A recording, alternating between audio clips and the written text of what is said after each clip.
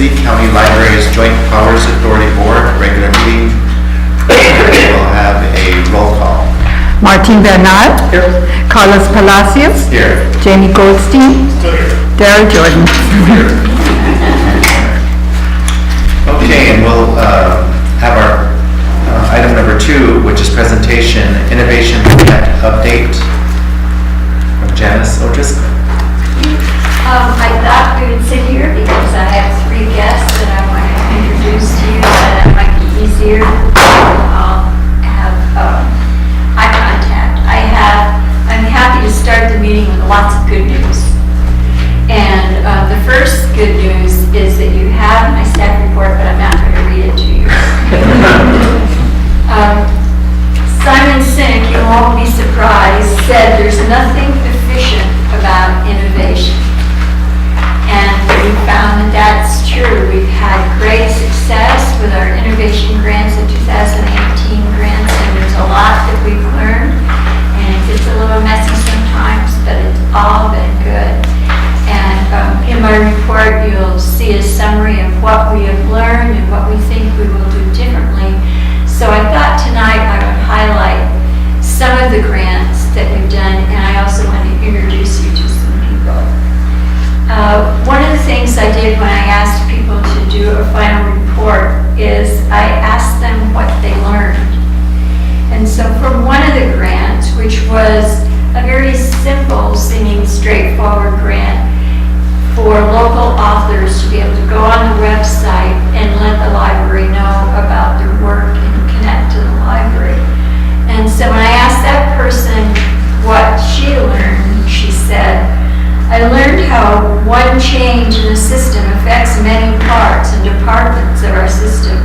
I needed to consult the collection management department on the utility and efficiency needs of this tool. I needed library IT on board and willing to maintain the tool.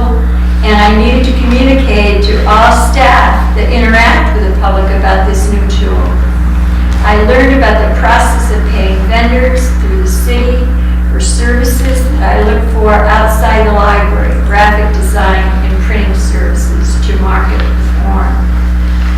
And so you can see that one of the great advantages of the innovation grants is staff learning how things work. Even if they may never do this again, they now have an understanding of the process. It's also part of succession planning. Maybe they'll go on to do more projects. The group that planned our sesquicentennial, our 150th birthday, which was astonishing and amazing. We had over 400 people there. We went through 5 birthday cakes, and we still ran out of cake before we ran out of people. I asked them what they had learned and what advice they would give the people who were going to apply next. And they said, we advise you to budget carefully. Small things add up. Also, take your time in the planning process. Try to have someone else look at the plan to see if there are stakeholder perspectives that have been missed. And if you need to add people to your team, do it. So they've learned a lot about teamwork. I also asked people what their most satisfying accomplishment was. And this is the response from actually the team that you met, the people who were doing the virtual reality, and you had a chance actually in this room to play with it a little bit. And so I asked them what was satisfying about their project. And they said one of our most satisfying experiences was when a camp of special needs adults stumbled upon one of our adventures in VR programs and spent the entire hour completely enthralled in the ocean experience. To see these people who will likely never swim with turtles or great white sharks was as heartwarming as it was entertaining. This type of programming, exposing people to things they may never want to or be able to do in real life, is part of why we wanted to host these programs.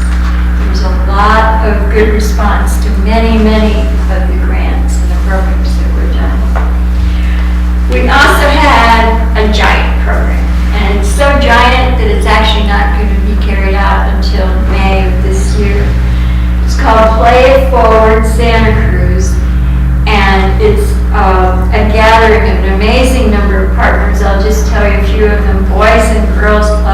Cruz Warriors, Casa Cumbua, Surf Rider Foundation, the Diversity Center of Santa Cruz County, the Animal Shelter, Homeless Garden.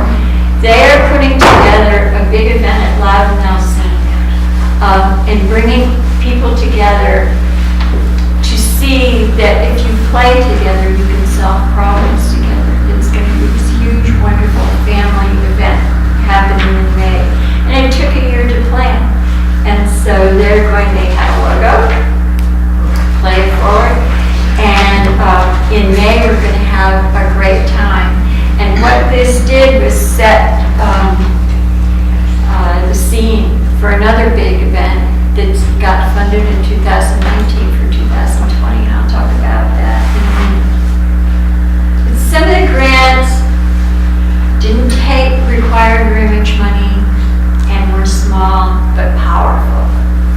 And I asked Ian Crosby, who's the library assistant too with us, to come and talk about the grant that he planned and is in the middle of carrying out very, very successfully. Not only did I want you to meet Ian because he was so successful with his innovation grant, but I wanted you to meet somebody who's on the Capitola staff who has been farmed out to Live Oak and is part of the reason when you saw later on in your packet the successful programming reports and how we've still been able to deliver service to that area of the county. Ian is one of those people who's doing it. But Ian, I wonder if you can talk a little bit about legally speaking. I can do that. It's very nice to speak to you all. Again, my name is Ian Crosby. I'm a library assistant too with the, right now, the Live Oak Library. So legally speaking is a collaboration with the Santa Cruz Public Libraries and the Santa Cruz Bar Association. We kicked off legally speaking this January. It's where lawyers and other professionals have offered information and life skills on topics of interest to the public. Each of the presentations is about 50 minutes with a little bit of Q&A.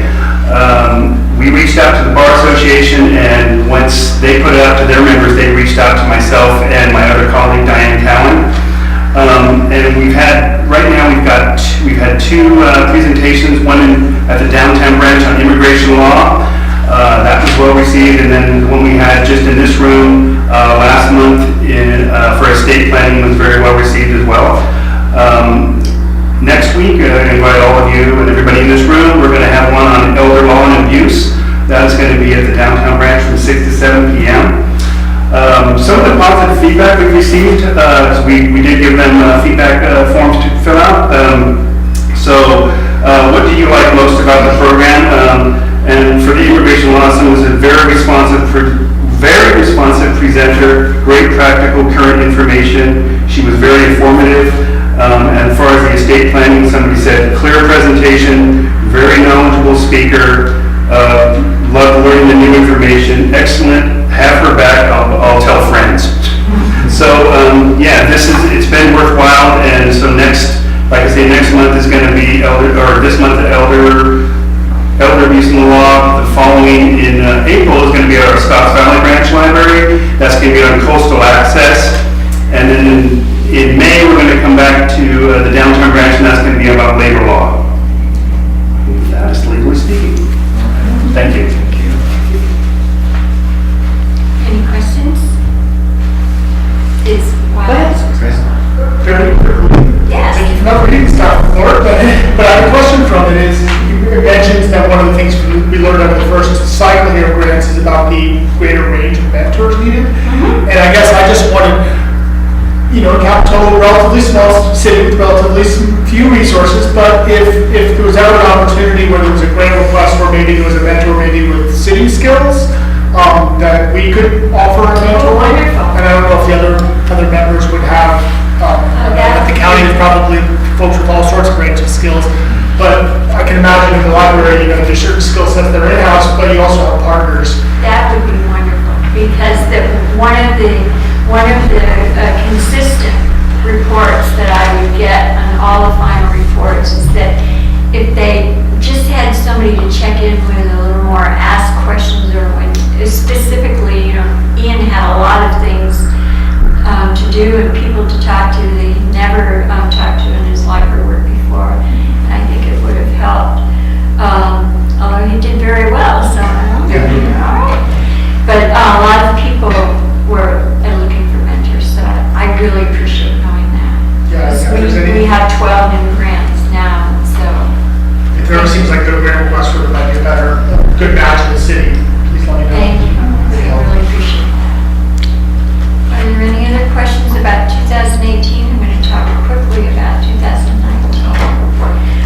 funded 12 grants for 2019. Some of them were continuation, which means they were funded in 2018. They got to a certain point.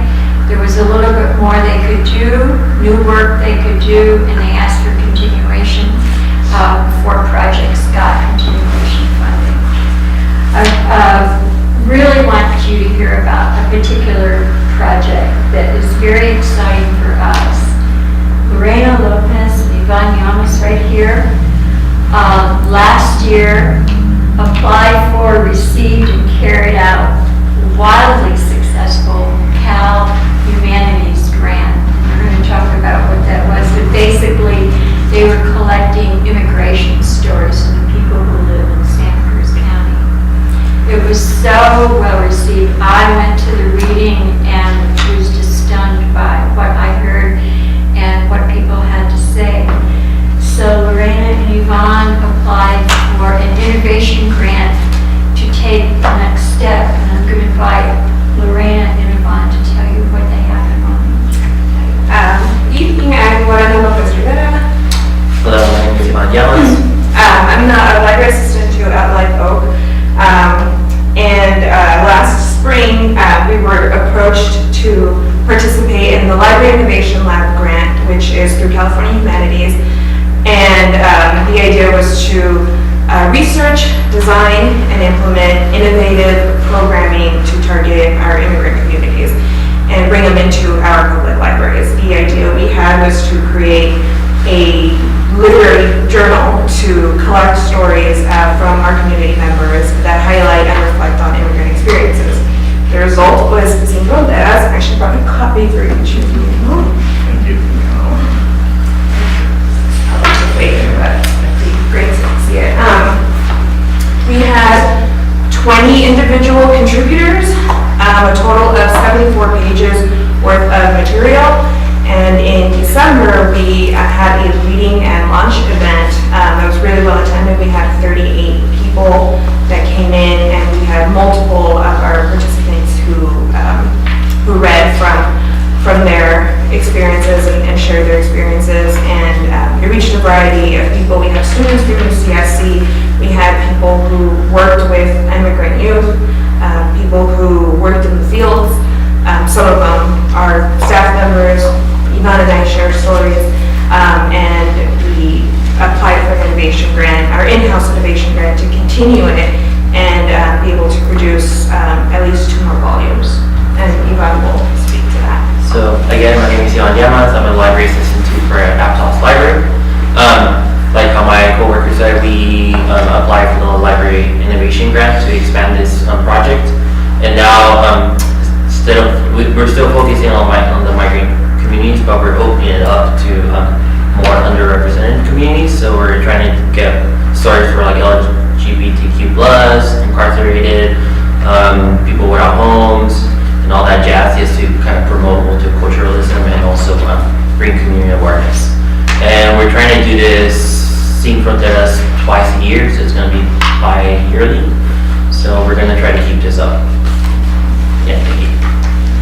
And I do want to say Lorena is nearly finished with her MLS degree.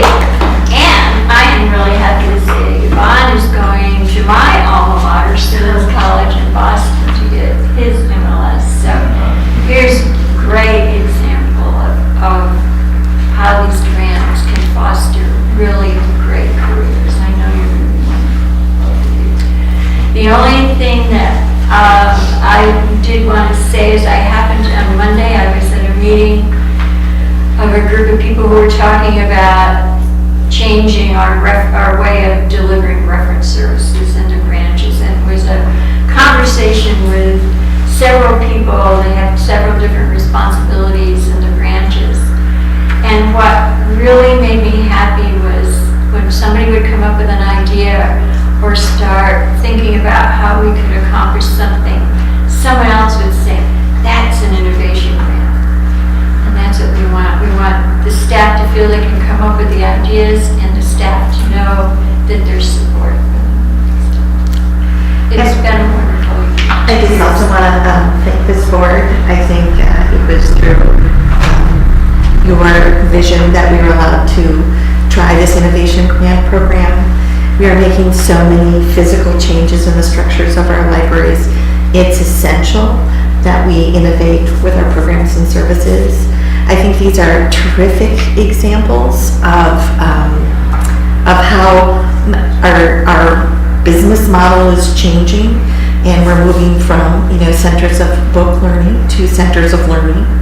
And I think one of the things I'm most pleased by is the number of staff from all over the organization that have stepped up and taken one of these on. I think one of the changes we're going to see is we're going to set aside $10,000 for mini grants of $1,000 to try to get, I think some people are reluctant unless they have this huge life-changing idea to come forward.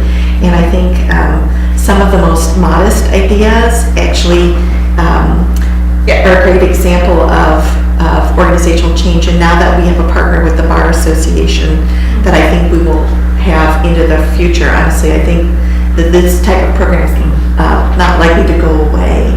And so it's really interesting how some of the most modest ideas, I think, can really have profound impact on who we are and who we're partnering with. So I want to thank all of you. You guys did such a great job, and I'm so proud of what people came forward with. It's just been amazing.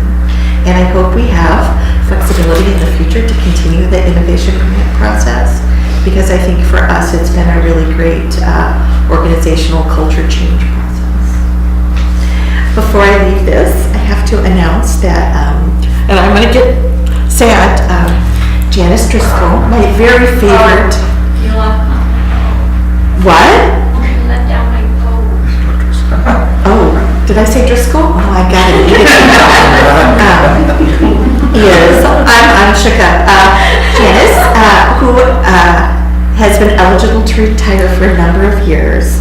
And when I first arrived, had talked to me about retiring, and I really begged her to stay because I really felt as an outsider I needed someone with internal experience to help mentor me through the Santa Cruz Public Libraries. Has announced her retirement as of this summer. And there'll be many moments to honor her, but I do have to say she's been a gift to me, and I'm so grateful for the work you've done in this organization.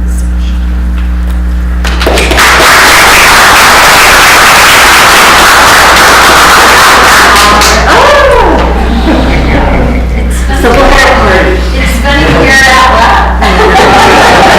I kept telling her, if I say it out loud, it's real.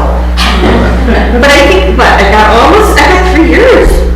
You extended your work life by 3 years. But I was counting. You will be greatly missed. Thank you. Comments from any board members? Thank you. It was great. Did you want to say anything about Lively? Yes, I will. I have more good news. Yep, innovation grants, I'm retired, and then more good news. There is, every year, the Library Journal, which is a significant journal for people in the library field, every March announce movers and shakers. And these are people who work in libraries all over the country who are nominated and then voted on by Library Journal to be a mover and shaker for that year. And Santa Cruz Public Libraries has its very first mover and shaker, Miley McCrew-Fredday, who just recently left her position to kind of regroup and figure out what she wants to do next. She is the person who started the services to the homeless populations in the downtown branch, and eventually has moved on to the Aptos branch and is expanding. And Miley has been honored as a mover and shaker. It was just announced this week. We are very, very proud. It's a credit to her, and it's also a credit to the Santa Cruz Public Libraries. My whole life I wanted to mover and shaker, so I'm gonna. Yeah. I would say that there are 2 honors. It's such a big deal. You can't. There are 2 honors in library world. One is library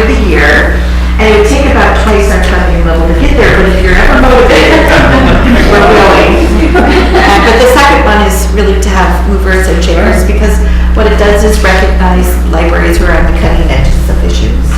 And I do have to say, My Life was an organizational change agent for us, and I'm very sad that she has moved on, but I think that kind of work she's done will last. And it's continuing. And is continuing. Jessie Silva is continuing where Miley left off, so it hasn't gone away.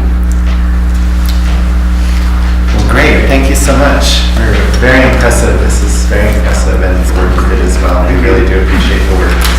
I'll be interested to read it. These fascinating stories and very moving, I'm sure. And thank you again for them telling us about the mover and shaker. That's great, great honor. Okay, I guess, do we have any comments from the public on this item? Any additional materials? Any additions or deletions to the agenda? I'm sorry, I did include my employment agreement. Right. Okay. So just, Susan included her employment agreement as additional material for the board's information. So,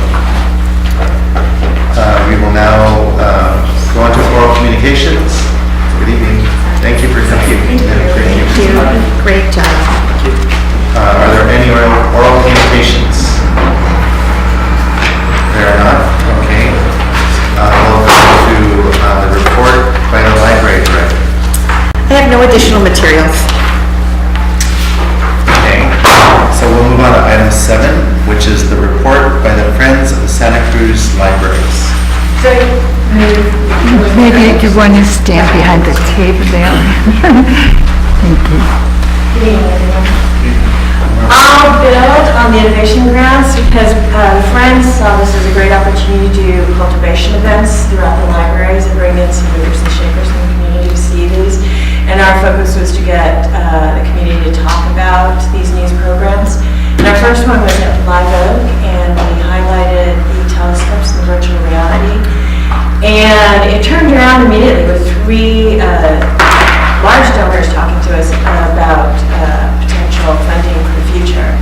The one we met with today is Steve Mandel, who he is going to provide a lot of programming for the telescope programs. But he's also, his newest hobby is virtual reality, so our tech team met with him and me today, and he brought these newest VR sets, Oculus. He's also doing filming for National Geographic, so he loaded up for us, and we're going to try to do some programming in all the libraries. He also talked about that he's very interested in the downtown branch. If it moves into a mixed-use building, you could see a discovery lab with it. He talked about a geodesic dome in there for 3D. So if you're too young to use the sets, yeah, you can go to his down. So he's on my list for later. Additionally, so the Friends been working with the summer reading team, and they have a new project. They're going to give a new free book to all the summer reading applicants who read 5 books. And Friends came forward and we funded the whole new reading book. So that was a $10,000 gift to the summer reading program. And it looks like we have probably an additional $5,000 or a little bit more for programming throughout the branches, but we're working on that detail. Let's see. Oh, and last week we had our visits with the Monterey Peninsula Foundations. And I'm going to say, I'm going to say it went really well. It was horrible rain. We had a great driver. We spent, Cindy provided us with coffee and treats at La Cella Beach, and then we drove up to Boulder Creek in 40 minutes. And then we're there in 5 minutes, and then came down to Garfield Park, ran in and out where Jessica, she was like, hi. And then, but I think we have very good luck. They're going to let us know this month. And we asked for 400. I think that they're looking at giving us $300,000 for a matching grant for those 3 branches. Wow. So, and then my board. And that would be for Cal. It would be, yeah. My board president is working with Susan to meet with each of the chapters and come up with some new rules and procedures, MOUs. That's what I got. All right, well, great. More good news. That's great. Any questions? Thank you very much for your report. Okay, we now have an item on the agenda called comments by board members. So did anybody want to give a speech? Oh, I'm sorry. Before the speeches, we'll go to the Library Advisory Commission report. Cindy. Really quick, you hardly even had to pause. We met in February and have changed a few things in terms of our schedule. You'll see it actually in your board packet. We're going to start reviewing the policies before the staff does and before you guys do. So we set that schedule up. And we've got 2 new board members from Scotts Valley and Capitola we're excited to have. So there you have it. And we will be seeking a new board member from District 1 after April. So. Okay. Okay. Thank you. Okay, now for the comments. Thank goodness there's appears to be none. So we'll move on to the consent agenda. Are there any questions or comments from the board members on the consent agenda? I just have one, item D, which is the fine schedule. I think it's not review and approve the fine schedule. sorry. This is really just Review. I got a little bit confused when I read it, and I didn't realize that we're just looking at what the fees are now, and in our budget, we'll consider modifying them, so. Okay. I got Okay. stuff. So we'll note that it's just review the fines and fee schedule for item D. Are there any comments from the public on the consent agenda? Appears to be none. So we'll move the consent agenda as amended. So moved. So moved. Second. All in favor, say aye. Aye. Any opposed? There's a unanimous vote. We'll now move on to item 11, which is the general business.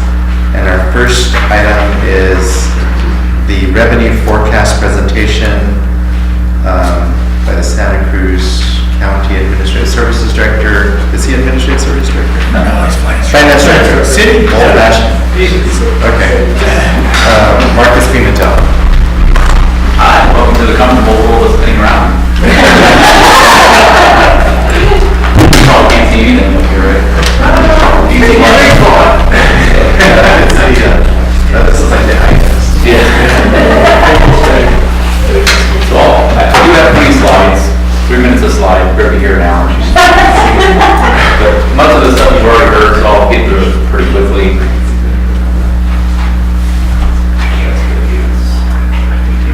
So what we wanted to focus on is certainly the revenue, and there's one main revenue in the library system, the sales tax.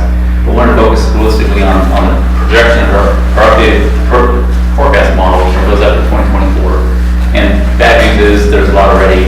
Bad news is we've been seeing ready in the horizons for a while. It moves out a little bit further every year, but the trend line is still pointing in the same direction that we've been seeing for the last couple of years. So, as this board knows, there's some work ahead of us, and there's things like a LFA agreement that is poised to be reconsidered, and some other agreements that are coming. So we wanted to review our financial trends, touch on the 3 big budget topics, which are the trends in local government, and then certainly what's going on in the library, and ending with some recommendations. The point of this, why now? That's always a question you should ask. Why are you telling me this now? You have a budget that we proposed to you, and so it's important to understand today's decisions and how they're going to trickle down over the next several years. There's also information that you all definitely schooled me on and told me about, but this is an abnormal recovery cycle. The economy's doing well. Wall Street, you hear all the time, doing well. Bad December, worst in 87 years, but a great January. The markets are doing well. Businesses are doing pretty good. Home prices are stable. Consumers are spending too much maybe. So the economy's been in a pretty good recovery cycle for quite a while now, but local government is not. We're not, for 2 main reasons. Some of our revenue bases are eroding because of disruption in trends. So you can think of sales tax. The best example is when I was growing up, I'd buy video games, and I'd go ask mom at Kmart to buy me that video game. Now the kids are downloading apps and they're all free. They're not taxable, or they're free and not taxable. So the whole industry that's changing that used to be taxable prior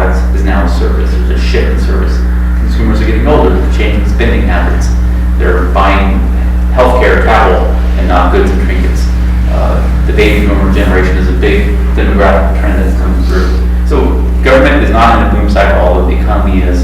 The other factor is we have a core cost that's going up, pension costs, but I want to talk to you a little bit about that because it's not necessarily a benefits problem. It's a challenge in investment returns at the state. And all agencies throughout the state put their money into a single pension system. The state invests that and expects a yield, a rate of return that can sustain them in the long term. They've been subpar for 9-10 years.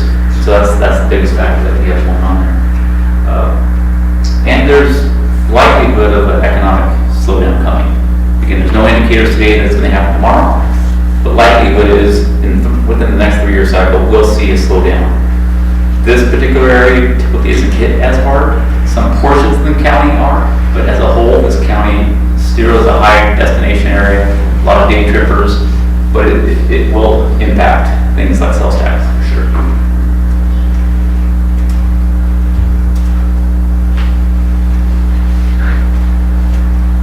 Always the fun with being in a new place.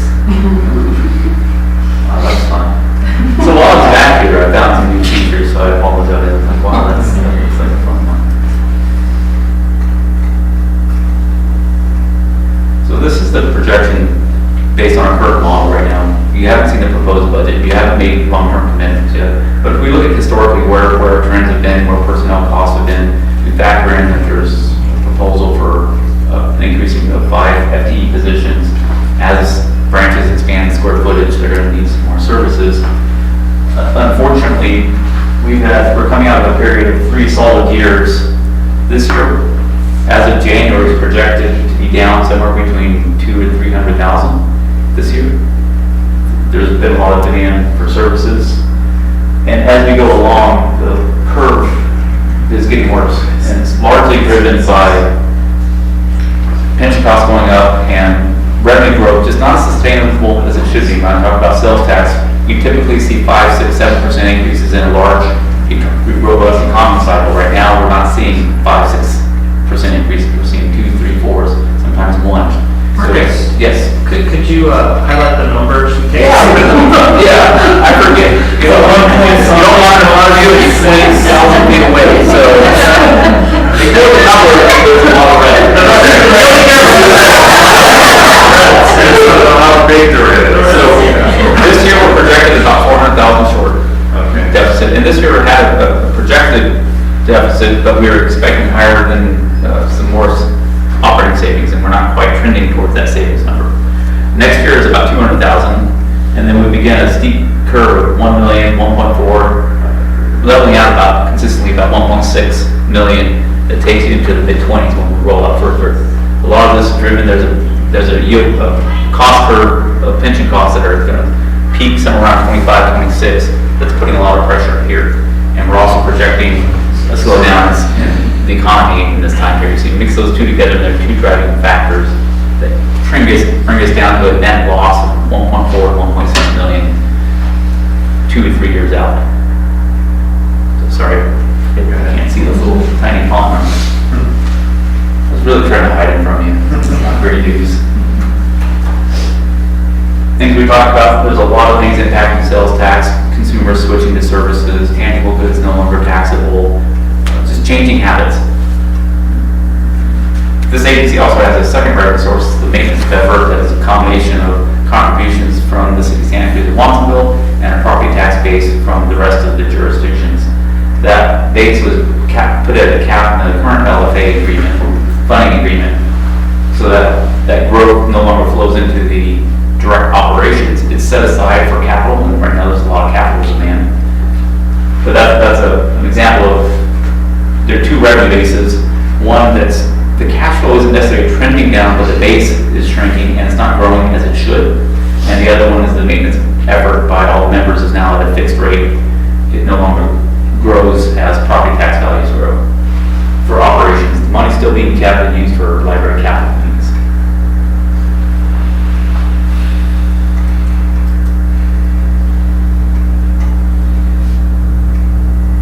Hey Marcus, my understanding is that excess, maybe Nicole, about the MOE right now is about $500,000 a year that is. It's actually grown quite a bit because property taxes have grown, and so, right now, it's much more than that. It's about $1.5 million. Annually? So that's Over the 5-year period, I think it's generating, around $6 million. But that could go a long way in solving many of our issues. But a portion of that belongs to Watsonville.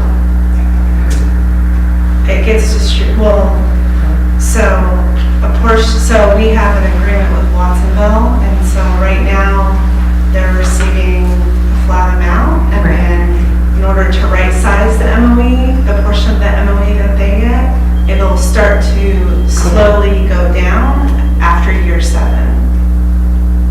Will that generate? That'll generate a small additional amount of money for the Santa Cruz County City Library System, but not a great deal. So Marcus, we go back to that worksheet though. And so $1.5 million more in the MOE. And We've seen 5-6% growth in property taxes annually over the last couple of years. And those largest red squares are how much? 1.66.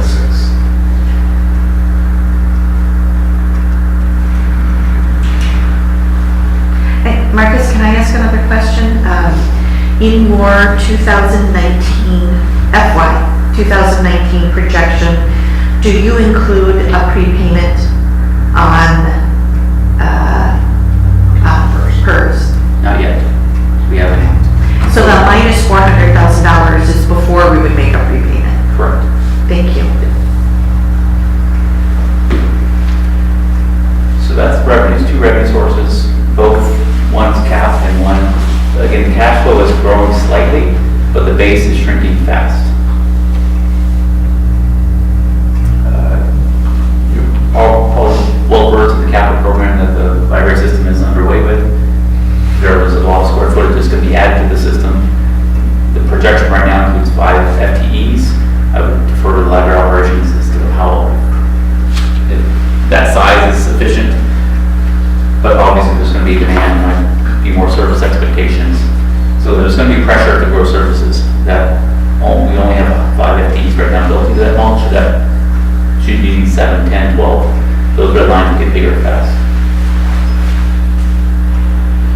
When I talk about why we're worried about a recession, again, it's not just because of this, but there's a lot of other factors, but we are approaching historically a milestone of being the longest recovery period in our nation's history, a little over 9.6 years. We're now in February. Traditionally, recovery periods last 5 years. It is okay that this one's lasted this long, and it may be the number 1 seeder there, because it's coming out of the second worst recession we've seen in our history. So it's not abnormal that we're lasting this long, and maybe there's another year or 2 left in it. But there are a lot of other factors. Certainly, as we become a national economy, more driven by consumer spending, 70% of our GDP is consumer spending. There's a lot more debt coming on household debt, whether it's household cards, college. People are spending more, and that debt load eventually will have an amount that is a threat. Regionally, housing prices at the level they're at could change something regionally for us. Again, maybe not the country seeing a housing bubble. And I'm not saying there's a bubble here, but just the housing pressure in our area is very much like some other high areas, San Francisco, Los Angeles, that might create a regional issue for us. So there are several different threats that we're concerned about, let alone just the clock ticking from an economic slowdown. When I talk about PERS, most people rush to the benefits bad, the system's over-benefited. The problem really is if you delve into the rate of returns that they don't talk about the pension system.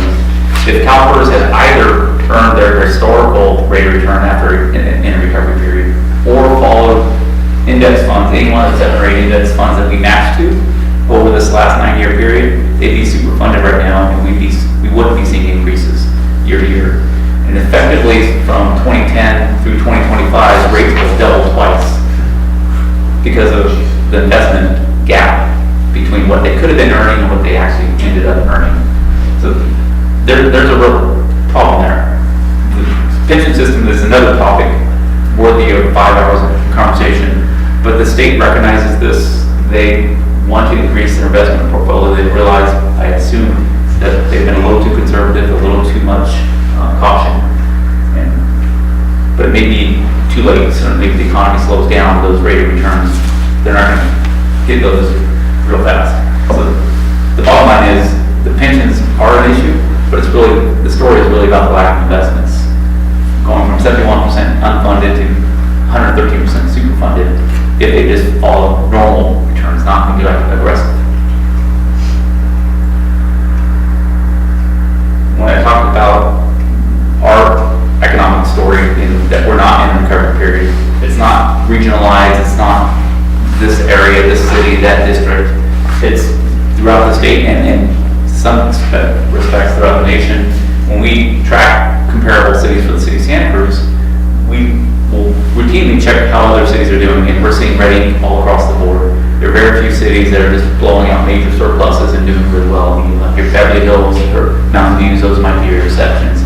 But the normal cities are all feeling it now. They've been feeling this for a while. This data hasn't changed. We've been seeing ready across the boards when we're looking at operating budgets and what they're projecting and what they're spending, and they're all relying on one-time funding right now to make up those gaps. So when we look at just the pure operations, very few agencies are doing well right now. So what I wanted to just pull back, that's depressing, sorry. Throw stuff at me, that works. Just do a little recap on what financial tools the library system does have that are, just as a reminder, you do have an adopted annual budget, you do have an audited independent financial statement, you have monthly dashboard reports, you have quarterly reports that staff produces, you have these types of budget presentations, you have ongoing dialogue, so there's a lot of avenues to communicate and share financial information. I thought I'd just cover a few of those, just as a quick recap.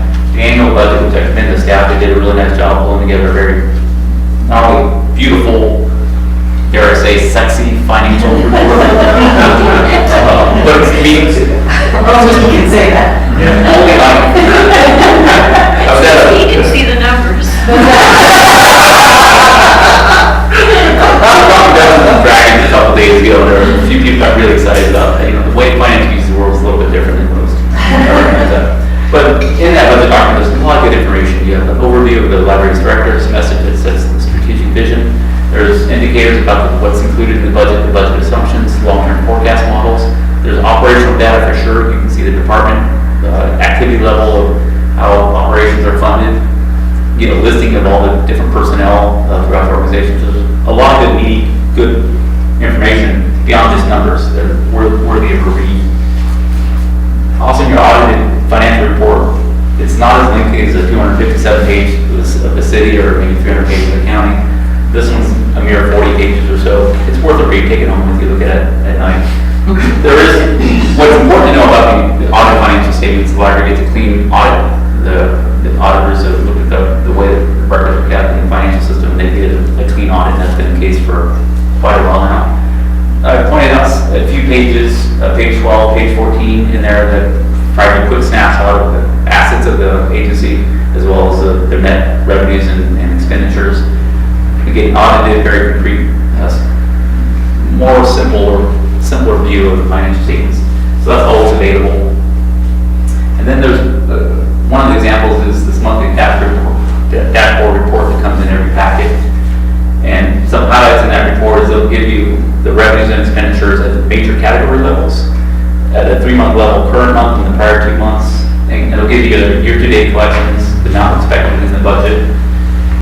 And then because we like to have fun, compares the year-to-date collections to a year-to-date annualized budget, and you can trend how well certain line items are doing. In this particular case, if we look at payroll costs in January 2019, they're trending a little bit higher than budget by about 3.6%. That fluctuates depending on what's going on in the operation, certainly, especially with temporary staffing. But as of January, that was trending in an overconsumed position of 3.6%. That's an example of what's in those monthly dashboard reports. We also produce different indicators that are more snapshots of what's going on, so you can see a quick shot of where the reserve levels are at, the equipment reserve, 20% reserve available fund balance, as well as there are trust accounts donations, bequests that the library has received over the years, that is also displayed on there. So, again, just informational purposes. What drove our forecast model is an Excel model that is getting a little too large for this whole laptop to run very well. But this is a snapshot of it. And what we do is we plug in different variables. What we believe to be the case for sales tax, what we believe to be the case for payroll staffing. Payroll is not always fully funded. Check that, payroll is fully funded, budgeted, but not always fully used. On average, the library tends to use about 94% of its payroll budget. So we bring down the budget forecast by about 6%, trying to get to a more realistic position as one example. We factored in the increase in FTE staffing as a different line item on here, so we can just track that number changes, what that might be. We've added in 50,000 as a placeholder for additional facility maintenance. So those are some of the underlying assumptions that have driven this model, and what you see are different graphs that compares revenue in bars versus expenditures behind a net position, and then its impact on cash. And the bottom line here is, right now in this year period, all the reserves, blue and blacks, are fully funded, but by the time you get 2 years out and start eating into your reserves, assuming nothing changes, right? Of course, the board will take action. But just projecting out the model, in 2 years, the reserves will start getting dipped into, and within about year 23, 24, the library will be technically out of cash and will be looking to borrow money to sustain operations. Again, assuming nothing happens, of course, things will happen, the board will take action. But that's the current model that we have. I always wanted to play with the live spreadsheet. So give me your number, what do you want to plug in here? The laptop's a little sensitive, we can have some fun with that. We want to look at 10 FTE. But just from an interesting standpoint, I was wondering, what would sales tax need to do to correct this picture? And we need a 6% annual growth over this whole horizon. That's not likely. We're seeing 1 to 2% projected forward. Most indicators are 1.5%. So to see a 6 every year over the next 5 years would be unlikely, especially thinking about that there might be some consumer spending slowdown happening in that area. Just coming back to pensions, because it's worth repeating, there's a different way of looking at that storyline of the cost versus the unfunded amount that's coming out of the lack of investments. If we look into the actuarial reports that CalPERS, the state pension system, produces, and we look at the normal cost of the benefit, in this case, this is the miscellaneous plan for the city of Santa Cruz that includes all the library employees. The miscellaneous cost is this kind of pink fuchsia color thing. And it's growing at a normal rate that you would expect as people get older, as costs go up, healthcare costs go up. A lot of things have to factor in, but there would be a normal cost curve. This blue bar is what's unusual. In the history of my career and most of my predecessors who I've talked to, they've not seen this happen before. Where you have this, CalPERS was short on investments, we're going to layer on these additional costs that just happen to be doubling your rates. And the direction that they're going, by the time we get to 2025 again, they'll double it again. So over, again, a 15-year period, pension costs will double for every agency. Some will maybe times 1.5, some 3 times. But on average, you should expect a doubling of your pension costs over a 15-year period. And that's just, these are not what ifs, these are very, very likely 90% credible scenarios. So that's the downside. It's a very concrete number, not likely to change quickly because of a lot of things that the state has done to manage their investments. Even if they were to earn 100% rate of return next year, they would amortize that over a long period of time. We wouldn't see that until 5, 6, 10 years out. So that finishes my, presentation. Sorry for the news. But again, most of you already know this, we've talked about things like this in the past. The thing that would need to be looked at pretty quickly is looking at the LFA agreement. It has a clock that expires in June 2031. Might be worth looking at it sooner, reconsidering those allocation formulas. There could be strategies towards identifying this, because the library relies on the city of Santa Cruz for all of its employment, and all the employees are blended in the city. The library doesn't have a distinct amount of its unfunded liability. I think there's a lot of interest in just knowing what that number is. Every system should understand what their future obligation costs are. So I think our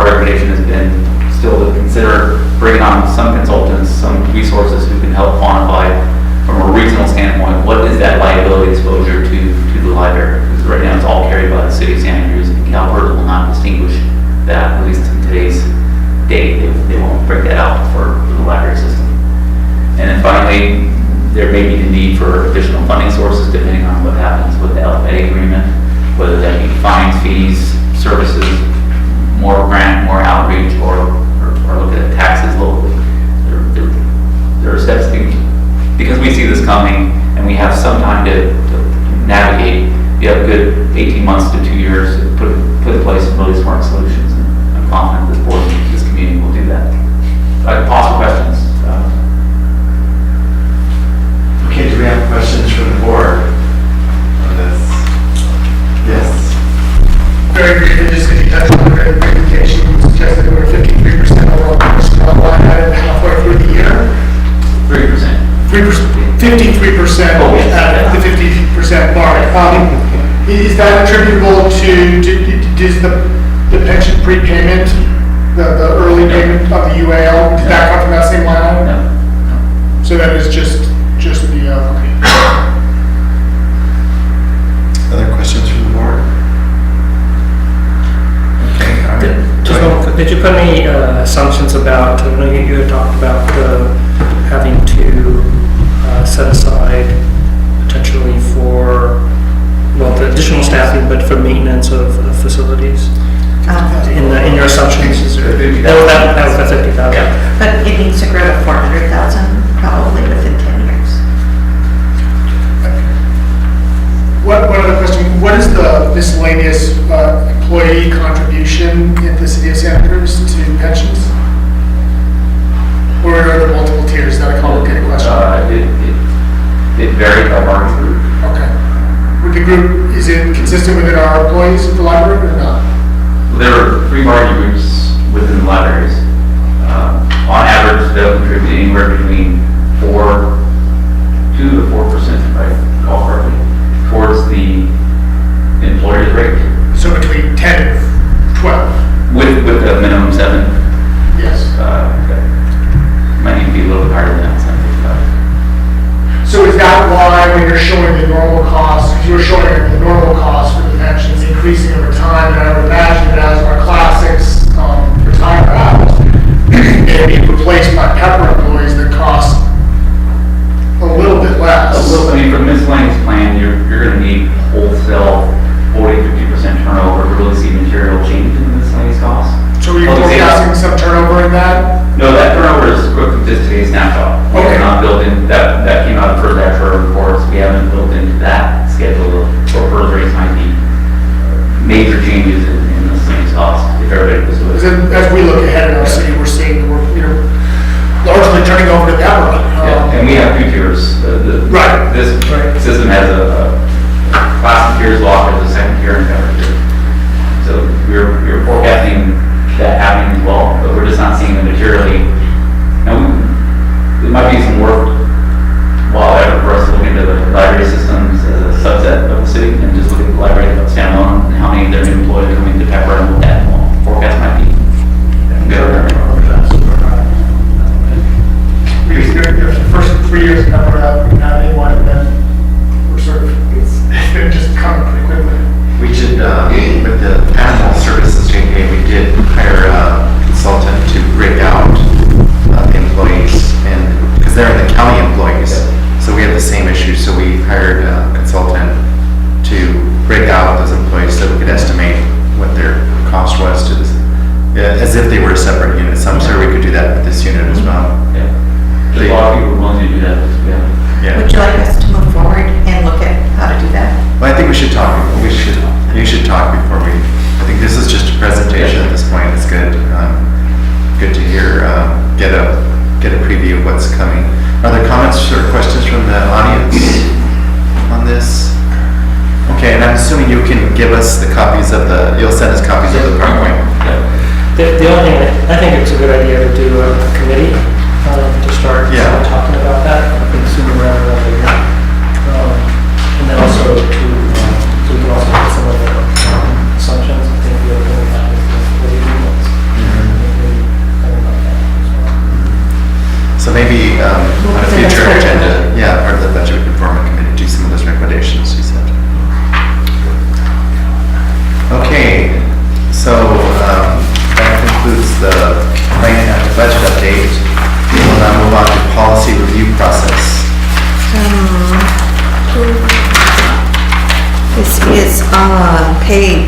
P46. I've been working with some members of the public who have an interest in how our policies are approved, and pointed out that in our process, we only bring the complete process policy to the board, and suggested that we have input from the public. We already have a library advisory commission who's supposed to do this kind of work. I spoke with them at the last meeting. They agreed to become a part of our policy review process and have changed their schedule to be able to accommodate that. We are basically suggesting that all policies go through this advisory commission, the library assistance team, which is a group of administrative staff, the library management team, the city attorney, which is also the library's attorney, before we present to you. I think everyone's on board. Okay. Any questions or discussion? I think this is a great idea. I really look forward to getting the LAC's input on the policies. Yeah, makes sense, especially the advantage. Okay. Any comments from the public on that? We'll move on to item C, which is roles and responsibilities, the scope of library services. So last month, we talked about defining roles and responsibilities more clearly, and what the Fourth Amendment says. And we determined that rather than modifying the Fourth Amendment, what we may want to do is develop a policy on the agreed upon service levels. So on page P49, this is sort of the preliminary discussion of where we are at with service levels. Basically, right now, we have 10 physical branches, an administrative office, and a bookmobile. I have included the current square feet, the estimated square feet for Capitola and Felton, in places where they could expand, being Aptos and Scotts Valley. I've articulated that budget, staffing levels, and hours will be negotiated annually as part of the budget process. That library grounds and parking will be defined in our uniform lease agreements with the JPA and the local jurisdictions. That the scope of the annex will be outlined in an MOU between county parks and the Santa Cruz Public Libraries. My intention would be that MOU will be approved and signed by the JPA, but I think the agreement, when you go back to the original documentation of this, does limit the ongoing operating cost of SCPL at that site. And so we'll incorporate that into the MOU, and those discussions are underway right now. And then the last thing is to clarify that the administrative office space will be the financial responsibility of all jurisdictions, so those costs will be spread. Okay. Any comments or questions from the board? I have some comments, but do we want to just do questions now and then see if there's public comment? Okay. And after board discussion? Okay. Questions? Any questions from the public or comments from the public on this item? On the second item, the library grounds parking. So there's variations in terms of the different uses within the different branches of the grounds. Is that why they're So pretty dramatic dramatic. spaces? Okay. So the downtown library has grounds, but not really a parking lot that the library takes care of. I think we want to clarify at Capitola where the library grounds ends and the park begins. I think Felton is going to be another one where that's going to be unique to that site, that portion of the grounds will be the library. But I think it is important that those leases sort of specify the expectation, and that the JPA be aware of the financial consequences of those expectations. So, thank you, Susan. I think it's great to put this down on paper. I think it's really important for us to define what it is our 10 branches physically mean. I guess my only comment here would be, I think we need to define what we have today in this document. We need to adopt that. And so, kind of the wiggle room on Aptos says could expand, Lilo plus the annex. There is no annex today, and I think if it was going to ever be added to the library's service package, do so in a very sort of clear-eyed way. And so, and then the same comment about Scotts Valley there, about could expand. It feels like that all of those are kind of topics for future discussion, but right now we have kind of what we do today in our 10 branches. And then the third paragraph on the scope of the annex will be outlined in MOU. I would prefer to see that kind of more generic, is that, expansions or changes to the program would be negotiated through individual jurisdictions and require unanimous approval. I don't know what it is and how the JPA itself limits that, but I don't know if we need to. It could be more global, maybe, is kind of a global statement. That's my suggestion.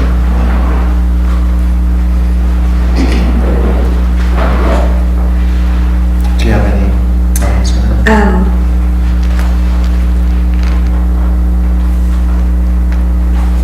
I'm contemplating what I want to say.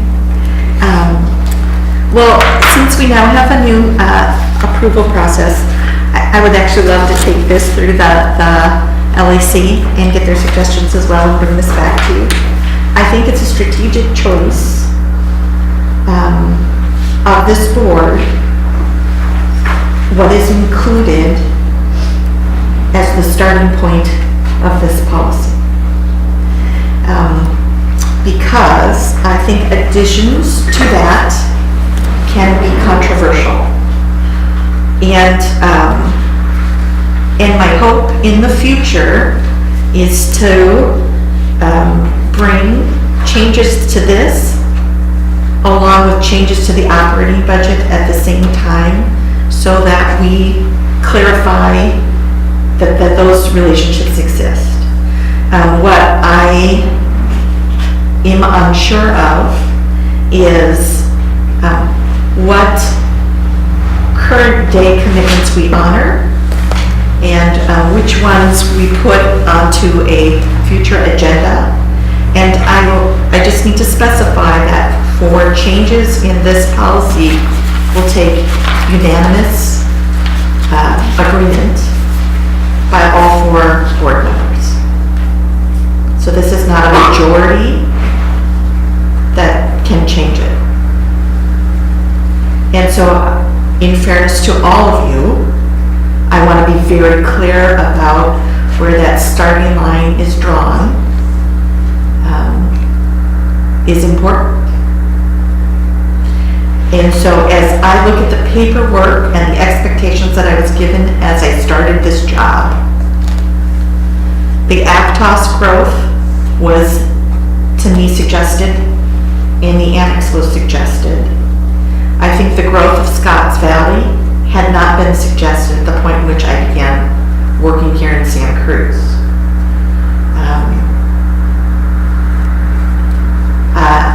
And to be honest, the Capitola and the Felton issues were decided by the jurisdictions, not by the JPA in informal action. And what I'm trying to get at is a formal action, so that we limit this, or at least tie it to the budget. But there are some heavy politics involved in that. So I guess, I think that there's a fair point about Aptos. I don't know what the Aptos plans look like, but I know the Measure S, there's a plan on the wall for the Aptos library. And so I think that I think is, at this point, probably baked in. The annex, my understanding of the annex was always that it was not necessarily a library thing. That was the way it was described to me previously, so I don't know that it should be baked into our operating system, and obviously the Scotts Valley proposal at this point is new. That would be my assessment of kind of where we stand with those 3 other projects. Well, that's going to take some negotiation. That'll take another committee. So let's continue to draft with, I think, some of these suggestions. Yeah. And I may need a subcommittee, though, to make that proposal about what the starting line of negotiated services is. I am looking at how how we accomplish 4 votes for this policy. And I think that may take some negotiation. Does the, trying to recall now, the existing agreement, does it outline the scope in there? The 4th amendment says that you are responsible for the scope and that the current scope includes 10 libraries and that you must approve changes, but it does not say more than that, which is why I'm trying to be more specific. So it talks about 10 branches, but it doesn't outline square footage or anything like that. Correct.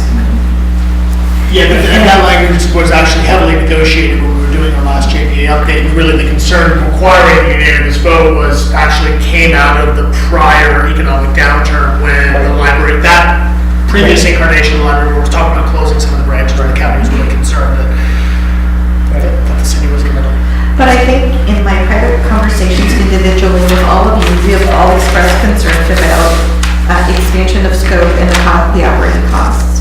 And so what I'm trying to do is develop a mechanism where those two things are tied.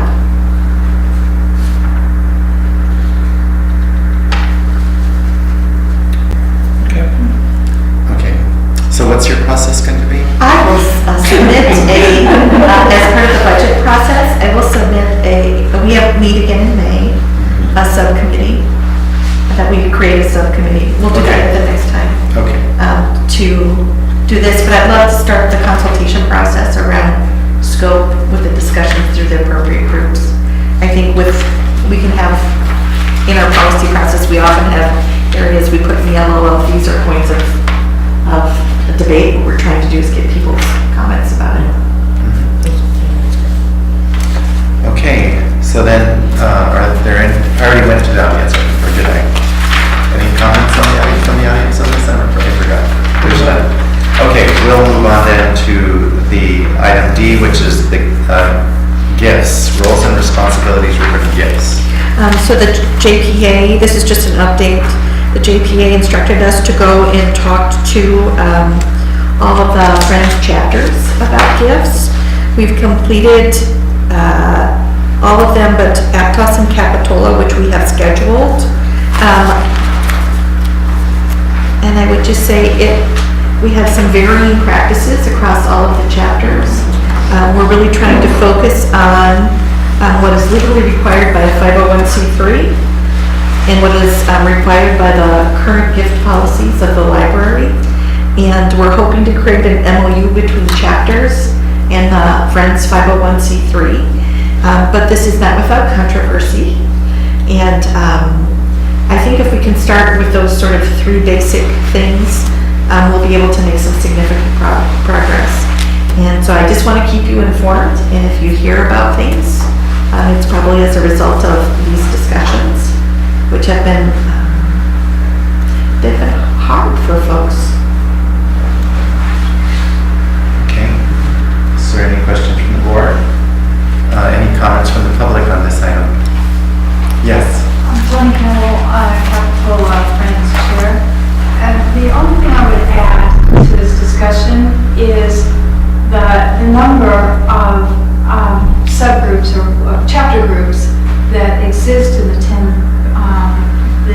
library system.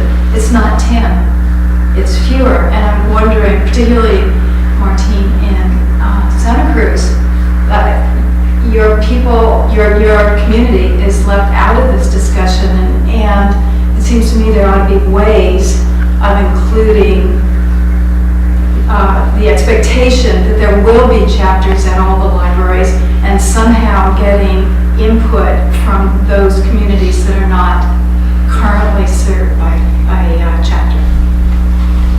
Okay. Thank you. Any other comments from the public? Okay. Thank you for the feedback, and we will now move on to, so item E is the library director's contract. You just provided us that for And I just wanted to information. acknowledge that my contract expires on July 1st, 2019. We are current in performance reviews, but if you would like to continue to employ me, I would love to have a contract. Well, as chair,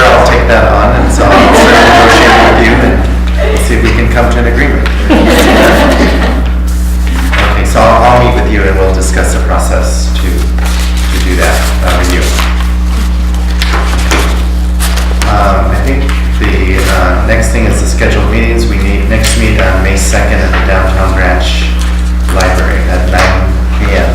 And we will be focusing a lot on the budget. Okay. And with that, we are